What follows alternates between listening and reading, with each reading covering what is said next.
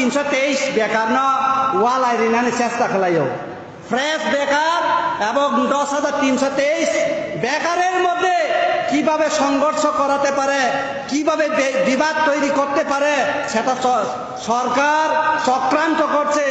আমরা বলবো আমরা এই 60 লক্ষ বেকারের বিরোধী না। 60 লক্ষ বেকারের কথা আগেই বলেছে। মিস কলে চাকরি হবে, মিস কলে চাকরি হবে, বছরে 50,000 চাকরি হবে, ঘরে ঘরে কর্মসংস্থান হবে। হয়েছে বেকারদের জন্য আপনারা পোস্ট ক্রিয়েট করুন, বেকারদের চাকরি নেন, বেকাররা সুস্থ সুন্দরভাবে তাদের সংসার চালাতে পারুক। আমরাও চাই আমাদের রাজ্যের কর্মচারী হয়ে 60 বছর চাকরি করে 60 বছর সারা জীবন সুস্থ এবং সুন্দরভাবে সংসার যাতে প্রতিপালন করতে পারে, এই রাজ্য আরো সমৃদ্ধি হোক, এটাই তো আমরা চাই। আমরা চাই না তো বেকাররা চাকরি দিয়ে না, আমরা চাকরি দেও, বেকাররা দেও, আমরা দেও। বেকারদের জন্য আমরা বলবো যদি আপনারা বলেন 10,668টা পোস্ট, 2,000 পোস্ট, তারপরে 4,500 পোস্ট, এই 15,000 বেকাররে দেন।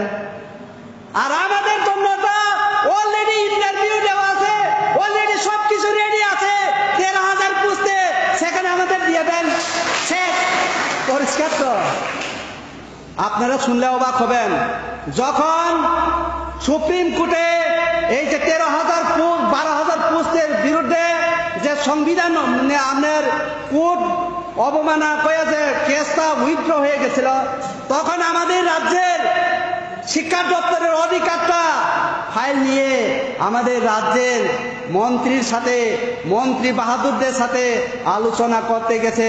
স্যার এখন তো 12,000 পোস্ট ক্রিয়েট পরিষ্কার হয়ে গেছে, এই 12,000 পোস্টটা স্যার এখন তো আমরা দিয়ে দিতাম পারি।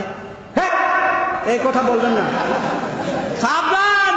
এই 12,000 পোস্ট 13,000 পোস্টের কথা আপনারা উচ্চারণ করবেন না, সাবধান। এর জন্যই